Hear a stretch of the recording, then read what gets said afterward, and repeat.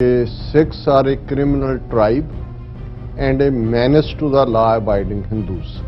और उस तो अगे जिहड़ा सी कि भी ਜ਼ਿਲ੍ਹੇ ਦੇ ਡਿਪਟੀ ਕਮਿਸ਼ਨਰਸ ਨੂੰ ਇਹ ਹੱਕ ਹੈ ਕਿ ਇਹਨਾਂ ਕ੍ਰਿਮੀਨਲਸ ਨੂੰ ਨੱਥ ਪਾਉਣ ਦੇ ਲਈ ਉਹ ਲੋੜੀਂਦੇ ਕਦਮ ਚੁੱਕੇ ਕਿ ਸਿੱਖ ਇੱਕ ਜਰਾਇਮ ਪੇਸ਼ਾ ਕਬੀਲਾ ਤੇ ਕਾਨੂੰਨ ਮੰਨਣ ਵਾਲੇ ਹਿੰਦੂਆਂ ਦੇ ਲਈ ਮੈਨੇਸ ਹੈ। ਕਿਵੇਂ ਪ੍ਰਤਾਪ ਸਿੰਘ ਕੈਰੋਂ ਵਰਗੇ ਨੂੰ ਅੱਗੇ ਕਰਕੇ ਜਿਹੜਾ ਕੰਮ ਹਿੰਦੂ ਚੀਫ ਮਿਨਿਸਟਰ ਪੰਜਾਬ ਦੇ ਗੋਪੀ ਚੰਦ ਭਾਰਗਵ ਜਾਂ ਭੀਮ ਸੈਨ ਸੱਚਰ ਕਰਨ ਤੋਂ ਕਤਰਾਉਂਦੇ ਰਹੇ, ਭੀਮ ਸੈਨ ਸੱਚਰ ਨੇ ਕੀਤਾ ਜਦੋਂ ਉਹਨੇ ਜਿਹੜੀ ਹੈ ਪੁਲਿਸ ਭੇਜੀ ਦਰਬਾਰ ਸਾਹਿਬ ਦੇ ਅੰਦਰ, ਪਰ ਇੰਨਾ ਸਿੱਖਾਂ ਦਾ ਰੋਹ ਸੀ ਕਿ ਉਹਨੇ ਆ ਕੇ ਮੁੜ ਕੇ ਮਾਫੀ ਮੰਗੀ ਮੰਜੀ ਸਾਹਿਬ ਦੀਵਾਨ ਹਾਲ ਆ ਕੇ। ਪ੍ਰਤਾਪ ਸਿੰਘ ਕੈਰੋਂ ਨੇ ਜਿਵੇਂ ਰੂਥਲੈਸਲੀ ਪੰਜਾਬੀ ਸੂਬਾ ਐਜੀਟੇਸ਼ਨ ਤਾਂ ਬਾਅਦ ਦੀ ਗੱਲ, ਪੰਜਾਬੀ ਸੂਬਾ ਜ਼ਿੰਦਾਬਾਦ ਕਹਿਣ ਦੇ ਉੱਤੇ ਵੀ ਜਿਹੜੀ ਹੈ ਉਹ ਪਾਬੰਦੀ ਲਾ ਦਿੱਤੀ ਸੀ। ਔਰ ਉਹ ਇਹ ਕਹਿੰਦਾ ਕਿ ਭਾਈ ਉਹ ਕਹਿੰਦਾ ਮੇਰੇ ਪਿਤਾ ਵੀ ਇਹ ਕਹਿੰਦੇ ਹੁੰਦੇ, ਮਹਿੰਦਰ ਸਿੰਘ ਟਕੈਤ ਦਾ ਮੁੰਡਾ, ਕਿ ਜਿੱਦਨ ਸਿੱਖ ਪੰਜਾਬ ਔਰ ਖੜਾ ਹੋਏਗਾ ਉਹਦੇ ਨਾਲ ਹਰਿਆਣਾ ਵੀ ਔਰ ਦਿੱਲੀ ਦੀ ਸਰਾਊਂਡਿੰਗ 300-400 ਮੀਲ ਜਿਹੜੇ ਜ਼ਾਹਰ ਹੈ ਜਾਟ ਬੈਲਟ ਹੈ ਖਲੋਣਗੇ, ਫਿਰ ਕਿਸਾਨਾਂ ਦੇ ਹੱਕ ਮਹਿਫੂਜ਼ ਹੋਣਗੇ। ਮਤਲਬ ਇਹ ਹੈ ਕਿ ਦਿੱਲੀ ਤਖਤ ਦੇ ਉੱਤੇ ਫਿਰ ਕੋਈ ਧੱਕਾ ਨਹੀਂ ਕਰ ਸਕੇਗਾ। ਮੱਧ ਪ੍ਰਦੇਸ਼ ਦੇ ਐਸਪੀ ਨੇ ਸਿੱਖਾਂ ਤੇ ਮੁਸਲਮਾਨਾਂ ਨੂੰ ਦੱਸਿਆ ਦਹਿਸ਼ਤਗਰਦ ਆਤੰਕੀ। ਆਦਰ ਕਾਂਗਰਸ ਨੇ ਕਿਹਾ ਜੀ ਇਸ ਐਸਪੀ ਸੁਨੀਲ ਜੈਨ ਨੂੰ ਪਦਮ ਸ਼੍ਰੀ ਅਵਾਰਡ ਦੇਣਾ ਚਾਹੀਦਾ ਕਿਉਂਕਿ ਰਾਜਪਾਲ ਦੀ ਪ੍ਰੋਟੈਕਸ਼ਨ ਲਈ ਕੀ ਕਰਨਾ ਹੈ ਗਵਰਨਰ ਦੀ। ਪਰ ਨੰਬਰ 6 ਦੇ ਉੱਤੇ ਹੈ ਸਿੱਖ, ਮੁਸਲਮਾਨ, JKLF, ਉਲਫਾ, ਸਿਮੀ, LTTE ਆਤੰਕਵਾਦੀਆਂ ਦੇ ਉੱਤੇ ਸਖਤ ਨਜ਼ਰ ਰੱਖੀ ਜਾਏ।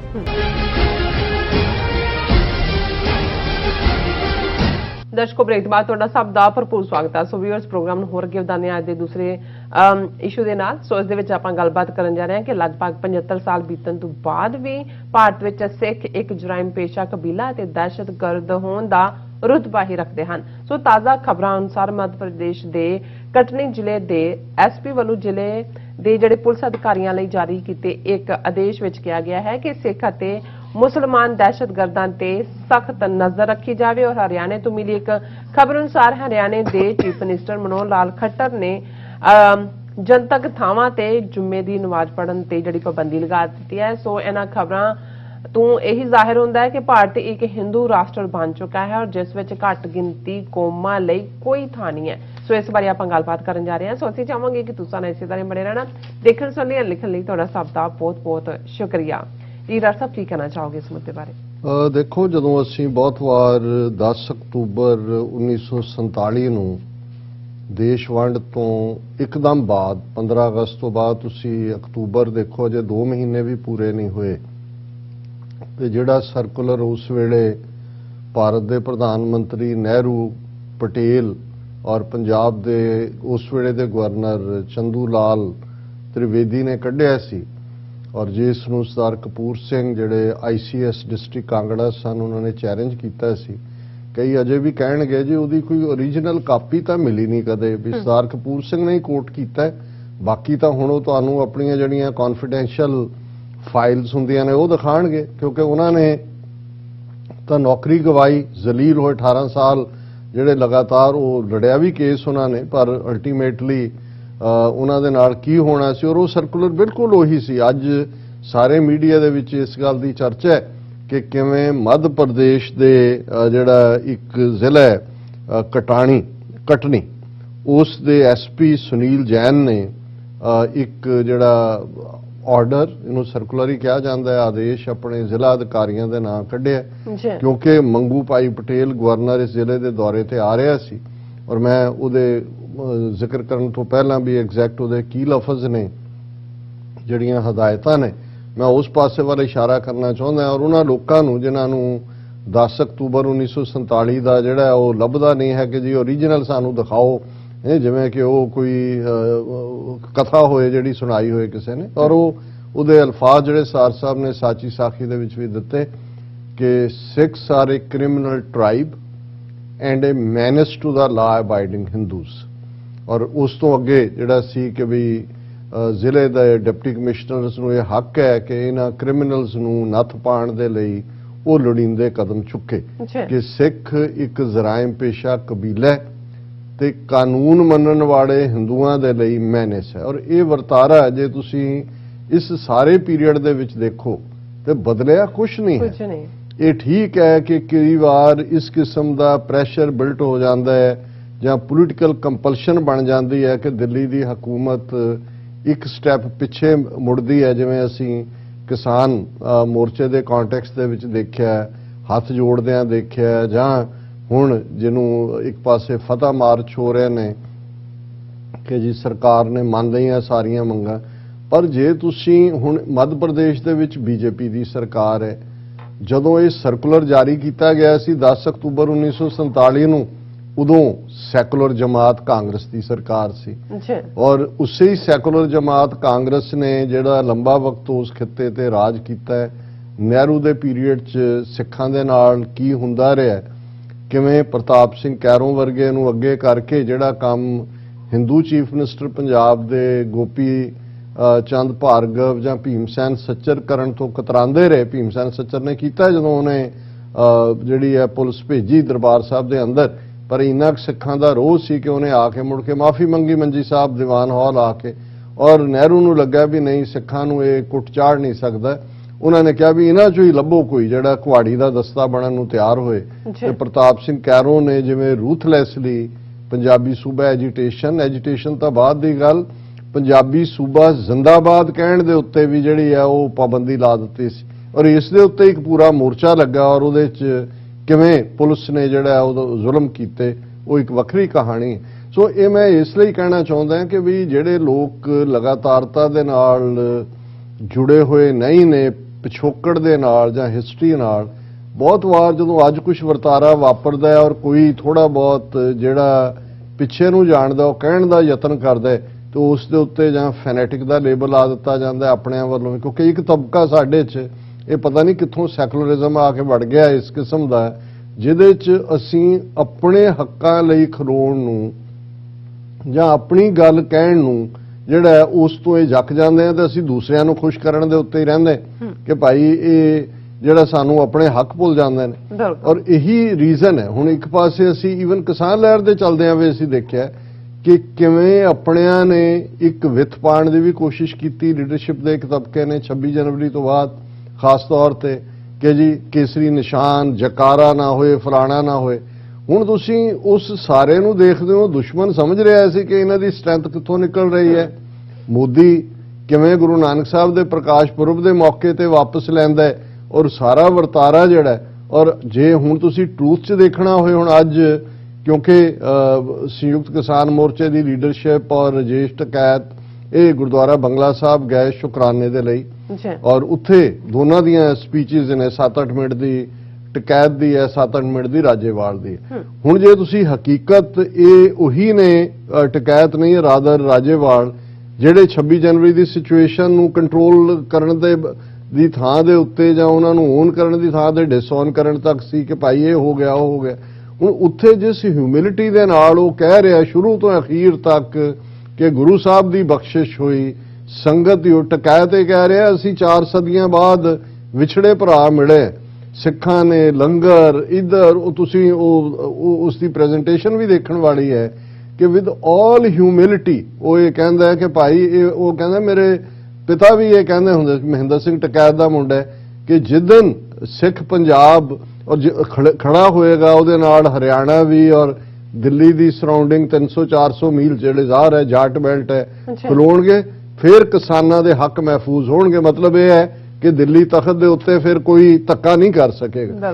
ਹੁਣ ਜਿਹੜੀ ਸਟਰੈਂਥ ਜਿਹੜੀ ਚੀਜ਼ ਔਰ ਜਿਹਨੂੰ ਈਵਨ ਰਾਜੇਵਾਲ ਕਬੂਲ ਰਹੇ ਨੇ ਕਿ ਭਾਈ ਇਹ ਸਾਰੀ ਗੁਰੂ ਦੀ ਰਹਿਮਤ ਦੇ ਨਾਲ ਔਰ ਸੰਗਤਾਂ ਦਾ ਹੀ ਧੰਨਵਾਦ ਕਰ ਰਹੇ ਨੇ ਦਿੱਲੀ ਦੀਆਂ ਸੰਗਤਾਂ ਦਾ ਕਰ ਰਹੇ। ਸੰਗਤ ਲਫ਼ਜ਼ ਤਾਂ ਕੋਈ ਜਨਤਾ ਨਹੀਂ ਹੈ ਤਾਂ ਮਜ਼ਹਬ ਦਾ ਹੀ ਲਫ਼ਜ਼ ਹੈ ਜਦੋਂ ਅਸੀਂ ਸਾਧ ਸੰਗਤ ਕਹਿੰਦੇ। ਲੇਕਿਨ ਜਦੋਂ ਤੁਸੀਂ ਦੂਜੀ ਮੇਨ ਸਟ੍ਰੀਮ ਨੂੰ ਫੇਸ ਕਰਨਾ ਹੁੰਦਾ ਕਈ ਵਾਰ ਤੇ ਇਹੀ ਦੌੜੇ ਹੁੰਦੇ ਨੇ ਇਸ ਟਰਮੀਨੋਲੋਜੀ ਤੋਂ ਉਹਨਾਂ ਨੂੰ ਲੱਗਦਾ ਕਿ ਵੀ ਪਤਾ ਨਹੀਂ ਫਿਰ ਸਾਨੂੰ ਫੈਨੇਟਿਕ ਨਾ ਕਹਿ ਦੇਣ ਫਿਰਕੂ ਨਾ ਕਹਿ ਦੇਣ। ਹੁਣ ਇਸ ਸਭ ਦੇ ਚੱਲਦੇ ਆ ਜਿਹਦੇ ਨਾਲ ਸਾਡਾ ਵਾਹ ਹੈ ਉਹਨਾਂ ਨੂੰ ਤਾਂ ਕੋਈ ਭੁਲੇਖਾ ਨਹੀਂ ਹੈ ਕਿ ਵੀ ਉਹਨਾਂ ਨੇ ਸਾਨੂੰ ਕੀ ਕਹਿਣਾ ਜਾਂ ਕੀ ਕਰਨਾ। ਹੁਣ ਉਹੀ ਕ੍ਰਿਮੀਨਲ ਟ੍ਰਾਈਬ ਦੀ ਫਿਲਾਸਫੀ ਦੇ ਉੱਤੇ 72-73 ਸਾਲ ਤੋਂ ਜਾਂ 74 ਸਾਲ ਤੋਂ ਇੰਡੀਅਨ ਸਟੇਟ ਕੰਮ ਕਰ ਰਹੀ ਹੈ। ਉਹ ਮੋਰਚਾ ਪੰਜਾਬੀ ਸੂਬਾ ਦਾ ਹੋਏ, 1966 ਜੇ ਪੰਜਾਬੀ ਸੂਬਾ ਮਿਲਦਾ ਤੇ ਕਿਵੇਂ ਰਾਜਧਾਨੀ ਚੰਡੀਗੜ੍ਹ ਬਾਹਰ ਪਾਣੀ ਤੁਹਾਡੇ ਤੋਂ ਖੋਹ ਲਿਆ, ਪੰਜਾਬੀ ਬੋਲਦੇ ਇਲਾਕੇ ਤੁਹਾਡੇ ਤੋਂ ਖੋਹ ਲਏ। ਫਿਰ ਅਸੀਂ 1984 ਤੱਕ ਪਹੁੰਚਦੇ ਹਾਂ, ਦੇਖਦੇ ਹਾਂ ਕਿ ਕਿਵੇਂ ਨਵੇਂ ਲਫ਼ਜ਼ ਉਹਨਾਂ ਨੇ ਹਿੰਦੀ ਡਿਕਸ਼ਨਰੀ ਦੇ ਵਿੱਚੋਂ ਕੱਢ ਕੇ ਸਿੱਖਾਂ ਦੇ ਉੱਤੇ ਲਿਆਂਦੇ। ਆਤੰਕਵਾਦੀ, ਅਲਗਾਵਵਾਦੀ, ਉਗਰਵਾਦੀ, ਇਹ ਕ੍ਰਿਮੀਨਲ ਦੇ ਹੀ ਵੱਖਰੇ ਸ਼ਬਦ ਨੇ। ਇੱਕ ਕਿਉਂਕਿ ਕ੍ਰਿਮੀਨਲ ਟ੍ਰਾਈਬ ਆਲਰੇਡੀ ਇੱਕ ਕਾਨੂੰਨੀ ਲਫ਼ਜ਼ ਬ੍ਰਿਟਿਸ਼ ਪੀਰੀਅਡ ਦੇ ਵਿੱਚ ਇਸਤੇਮਾਲ ਹੁੰਦਾ ਸੀ, ਜਿਹਨੂੰ ਉਹਨਾਂ ਨੇ ਪਾਬੰਦੀ ਲਾਣੀ ਹੈ। ਉਹ ਜਿਵੇਂ ਅੱਜ ਉਹ ਟਕੈਤ ਕਹਿ ਰਿਹਾ ਸੀ, ਮੈਨੂੰ ਨਹੀਂ ਸੀ ਪਤਾ ਵੀ ਬ੍ਰਿਟਿਸ਼ ਪੀਰੀਅਡ ਦੇ ਵਿੱਚ ਜਿਹੜੀਆਂ ਖਾਪ ਪੰਚਾਇਤਾਂ ਨੇ, ਜਿਹੜੀਆਂ ਜ਼ਾਹਰ ਹੈ ਕਿ ਇੱਕ ਮਾਡਲ ਸੀ ਜਸਟਿਸ ਦਾ, ਕਿ 100 ਸਾਲ ਉਹਨਾਂ ਦੇ ਉੱਤੇ ਪਾਬੰਦੀ ਰਹੀ। ਹਾਲਾਂਕਿ ਖਾਪ ਪੰਚਾਇਤਾਂ ਬਦਨਾਮ ਵੀ ਨੇ ਜਦੋਂ ਕੋਈ ਜ਼ਾਤ ਪਾਤੀ ਸਿਸਟਮ ਜਾਂ ਦੂਜੇ, ਲੇਕਿਨ ਇੱਕ ਡਿਸਪਲਿਨ ਜਿਹੜਾ ਤੁਹਾਡਾ ਵਿਦਨ ਨੇਟਿਵ ਜਾਂ ਤੁਹਾਡਾ ਇੰਡੀਜਨਸ ਮਾਡਲ ਹੈ, ਕਿਉਂਕਿ ਬ੍ਰਿਟਿਸ਼ਰਸ ਨੇ ਆਪਣਾ ਸੌਦਾ ਵੇਚਣਾ ਸੀ ਆਪਣੇ ਕੋਰਟ ਸਿਸਟਮ ਰਾਹੀਂ, ਉਹਨੇ ਕਿਹਾ ਜੀ 100 ਸਾਲ ਇਹਦੇ ਤੇ ਪਾਬੰਦੀ। ਹੁਣ ਉਹਨਾਂ ਨੇ ਵੀ ਇਹ ਜਿਹੜੇ ਜਿਨ੍ਹਾਂ ਨੂੰ ਉਹਨਾਂ ਨੇ ਕੁਚਲਣਾ ਸੀ, ਇਹ ਕ੍ਰਿਮੀਨਲ ਟ੍ਰਾਈਬ ਜਿਹੜਾ ਉਹਨਾਂ ਦਾ ਹੀ ਘੜਿਆ ਹੋਇਆ ਲਫ਼ਜ਼ ਸੀ, ਔਰ ਇਮੀਡੀਏਟ ਬਾਅਦ ਉਹਨਾਂ ਨੇ ਸਿੱਖਾਂ ਤੇ ਲਿਆਂਦਾ। 80ਵੇਂ ਤੱਕ ਪਹੁੰਚਦੇ ਆ, ਇਸ ਦੇ ਨਾਲ ਲਫ਼ਜ਼ ਅਲਗਾਵਵਾਦੀ, ਉਗਰਵਾਦੀ, ਆਤੰਕਵਾਦੀ ਇਹ ਜੁੜ ਗਏ। ਔਰ ਜੇ ਈਵਨ ਕਿਸਾਨ ਲਹਿਰ ਦੇ ਹਵਾਲੇ ਨਾਲ ਦੇਖੀਏ, ਇਹ ਲਫ਼ਜ਼ ਤਾਂ ਇਸਤੇਮਾਲ ਹੁੰਦੇ ਹੀ ਰਹੇ।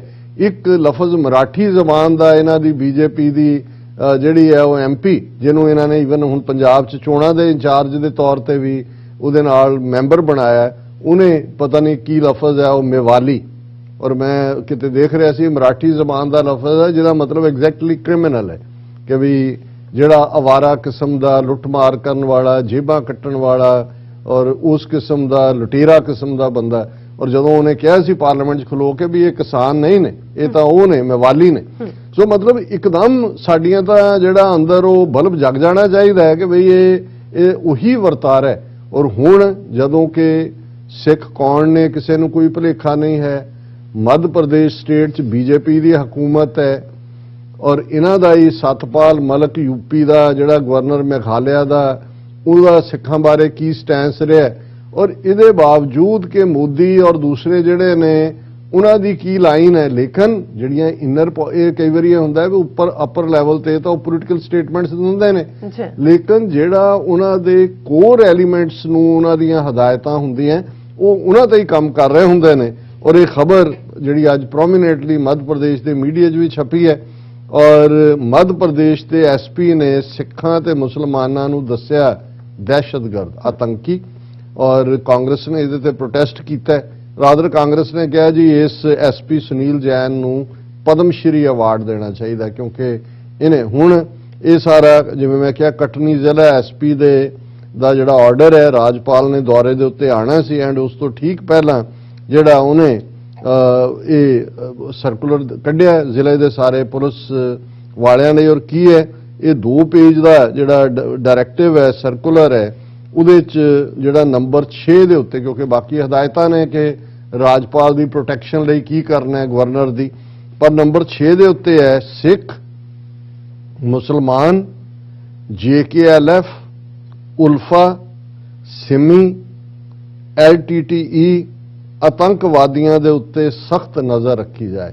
ਹੁਣ ਇਹ ਹਦਾਇਤਾਂ ਨੇ ਕਿ ਗਵਰਨਰ ਦੀ ਨੇੜੇ ਤੇੜੇ ਕੋਈ ਸਿੱਖ ਨਾ ਪਹੁੰਚੇ, ਕੋਈ ਮੁਸਲਮਾਨ ਨਾ ਹੋਏ, ਕੋਈ JKLF ਦਾ ਉਲਫਾ ਹੈ ਜਿਨ੍ਹਾਂ ਨੂੰ ਇਹਨਾਂ ਨੇ ਦਹਿਸ਼ਤਗਰਦ ਜਮਾਤਾਂ ਐਲਾਨਿਆ ਹੋਇਆ, ਸਾਰੀਆਂ ਜਿਹੜੀਆਂ ਨੇ ਇਹ ਮੁਸਲਮਾਨ ਤਨਜ਼ੀਮਾਂ ਦੇ ਨਾਲ ਜੋੜ ਕੇ, ਲੇਕਿਨ ਇਹ ਤਨਜ਼ੀਮਾਂ ਦਾ ਕਹਿਣ ਤੋਂ ਪਹਿਲਾਂ ਇਹ ਜਿਨ੍ਹਾਂ ਨੂੰ ਗਵਰਨਰ ਤੋਂ ਦੂਰ ਰੱਖਿਆ ਜਾਣਾ ਔਰ ਜਿਨ੍ਹਾਂ ਦੇ ਉੱਤੇ ਕਰੜੀ ਨਜ਼ਰ ਜ਼ਿਲ੍ਹੇ ਦੇ ਵਿੱਚ ਰੱਖੀ ਜਾਣੀ ਹੈ, ਉਹਦੇ 'ਚ ਜਿਹੜਾ ਉਹ ਸਿੱਖ ਔਰ ਮੁਸਲਮਾਨ ਇਹ ਮੈਂਸ਼ਨ ਹੈ।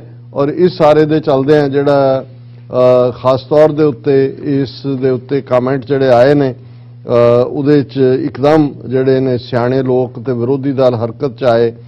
ਸਿੱਖਾਂ ਤੇ ਮੁਸਲਮਾਨਾਂ ਨੂੰ ਆਤੰਕਵਾਦੀਆਂ ਦੇ ਲਿਸਟ ਸ਼ੁਮਾਰ ਕਰ ਦੇਣ ਦੇ ਐਸਪੀ ਦੇ ਇਸ ਆਰਡਰ ਦੀ ਨਿੰਦਿਆ ਦਾ ਹਰ ਪਾਸੇ ਨਿੰਦਾ ਹੋ ਰਹੀ ਹੈ, ਔਰ ਉਹਦੇ ਤੋਂ ਇੱਕਦਮ ਬਾਅਦ ਉਹਨਾਂ ਨੂੰ ਇਹ ਰਿਅਲਾਈਜ਼ ਹੋਇਆ ਵੀ ਇਹ ਤਾਂ ਪਬਲਿਕਲੀ ਚਲਾ ਗਿਆ, ਕਿਉਂਕਿ ਸਰਕੂਲਰ ਤਾਂ ਕੌਨਫੀਡੈਂਸ਼ੀਅਲ ਹੋਣੇ ਨੇ, ਲੇਕਿਨ ਅੱਜ ਕੱਲ੍ਹ ਕੌਨਫੀਡੈਂਸ਼ੀਅਲ ਕਿੰਨਾ ਕੁ ਹੋਏ।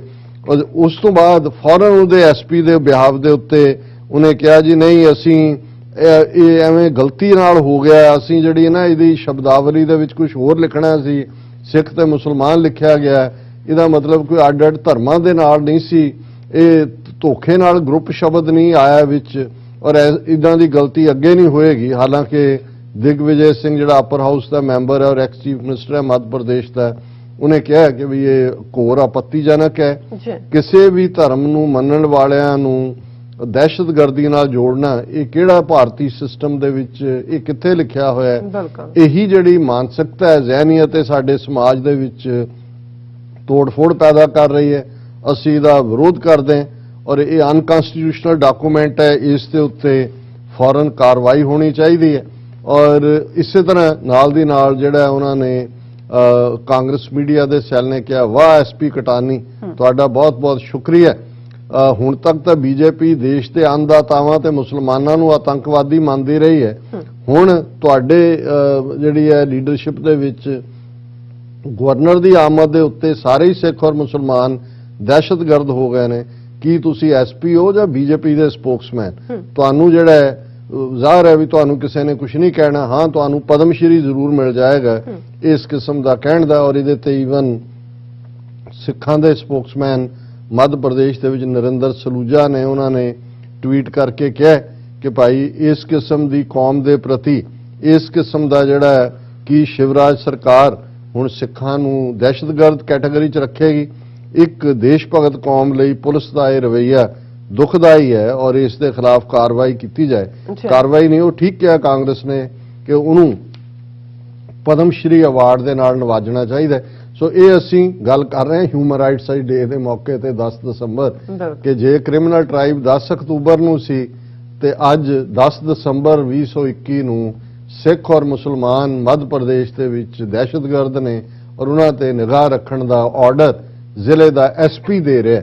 ਇਸੇ ਤਰ੍ਹਾਂ ਦੂਸਰੀ ਖਬਰ ਜਿਹੜੀ ਉਹ ਹਰਿਆਣੇ ਨਾਲ ਸੰਬੰਧਿਤ ਹੈ। ਅਸੀਂ ਗੁੜਗਾਵਾਂ, ਜਿਹਨੂੰ ਇਹ ਗੁਰੂਗ੍ਰਾਮ ਕਹਿੰਦੇ ਨੇ, ਉਹਦੇ 'ਚ ਕਿਵੇਂ ਮੁਸਲਮਾਨਾਂ ਨੂੰ ਪਬਲਿਕਲੀ ਜਿਹੜਾ ਉਹ ਹਿੰਦੂਤਵੀ ਭੀੜਾਂ ਦੇ ਜਿਹੜਾ ਉਹ ਵਿਰੋਧ ਔਰ ਉਹ ਆ ਕੇ ਡਿਸਰਪਟ ਕਰਦੇ ਰਹੇ ਨੇ ਨਮਾਜ਼।